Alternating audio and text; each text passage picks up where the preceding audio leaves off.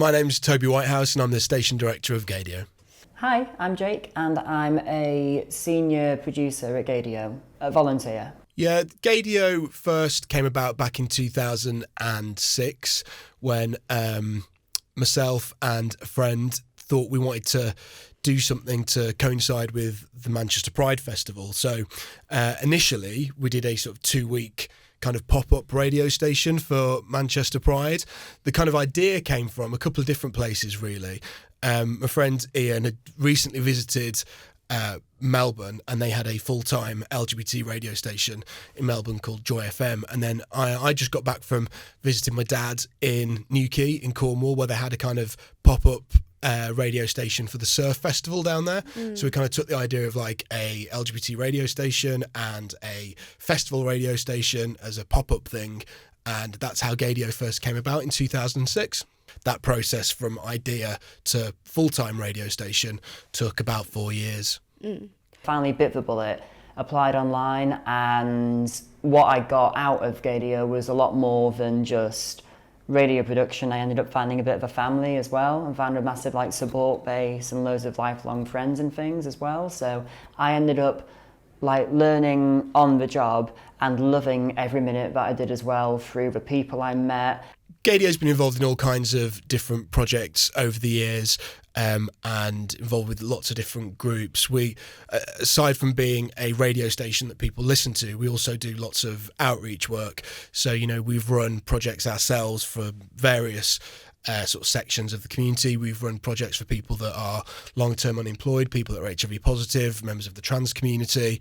Alongside that, we've been involved in some really kind of big public-facing events like Manchester Pride. So for the past few years, we've had the Gaydio Dance Arena there, sort of 2,000 capacity warehouse nightclub kind of event, and to kind of more grassroots stuff. So, for example, we're a sponsor of Manchester Village Spartans, the inclusive rugby team in Manchester. I just ended up finding so much more out about myself than I ended up finding out. I ended up finding who I was, through going to Gaydio all the time.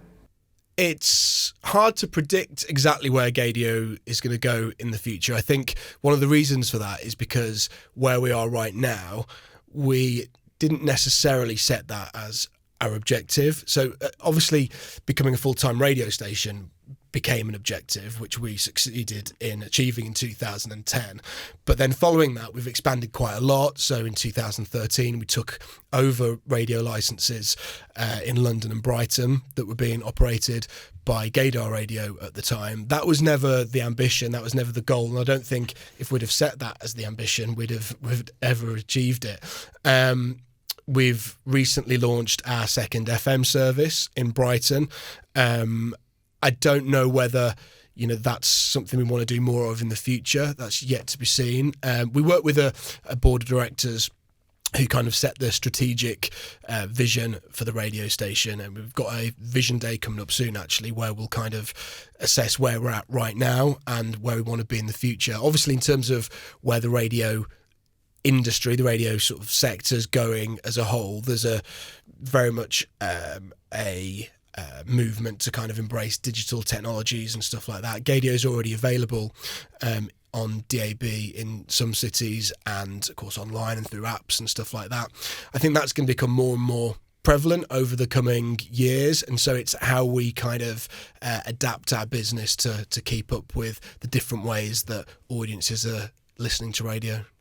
Everyone at Gaydio has got this massive, really incredible story, usually about how they realised who they were or what they were, and how they ended up telling people what those reactions were to them telling everyone who they were. I don't know, everyone there just seems there's a lot more heart at Gaydio than there is anywhere else, I think, maybe. We get loads of sort of positive response to Gaydio in lots of different ways. So for example, the outreach work that we do, the project work that we do, sometimes we've had feedback around that as people have said that it has really changed their lives, which is quite something to kind of hear, because that wasn't necessarily what we set out to achieve when we first thought, well, let's do a radio station for the gays. So when you sort of get feedback from people that have participated in projects saying, if it wasn't for Gaydio, I might not be here still. That kind of really, takes you back a little bit.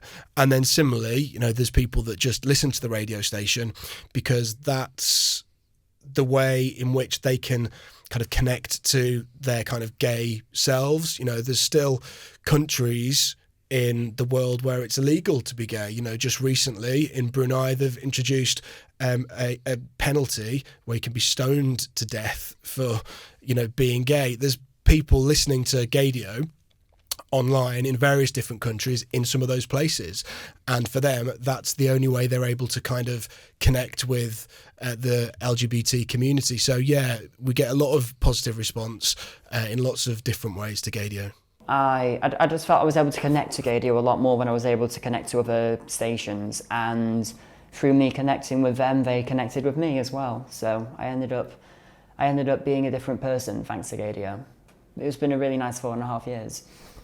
Social media is a really big thing for radio stations nowadays. I think, when Gaydio first launched, there wasn't that much social media about. I remember when we first kind of got involved with Facebook, and that was kind of the dominant platform. I think nowadays, a lot of people want to interact with radio stations in a different way. So, Twitter is important in terms of having a conversation with listeners, but then also I think listeners want to sort of see behind the scenes and kind of really get under the skin of a radio station, and that's why platforms like Instagram are important as well.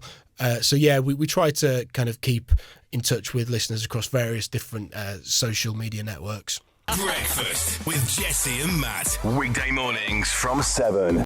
Traditionally at a radio station, I think, your breakfast show is your kind of shop front. It's the station that you kind of sets out your stall for the day, in a way, kind of lets listeners know what to expect for the rest of the day. And, if you get them in at breakfast, the idea is that you then keep them for the rest of the day. So traditionally, that's kind of the place where you put a lot more resource, and the place where you expect more people to interact with the radio station. I'd say that probably is true at Gaydio. Certainly, the breakfast show has a more developed conversation with listeners. I think that's probably where more regular listeners interact with the radio station, but then they continue to interact through the day as well in different ways. Gaydio has given me a lot of opportunities to travel the world. We've made a lot of radio programs with them in places like Seattle and the west coast of America. I've made shows in California with them and Portland. I've made shows in New York Pride with them. They've sent me to everywhere as well, like Ukraine. They've sent me to places like Jerusalem, places I'd never get the opportunity to go with any other radio station. The one thing that I'll take from Gaydio that I haven't taken from other opportunities is I'm definitely very interested in producing content relevant to an LGBT plus audience or angle. If you want to volunteer at Gaydio, don't panic about it. Just go along, say hi. There'll be biscuits when you go along, because they always do like these volunteer open evenings, and there's always biscuits and stuff, and everyone's just really friendly.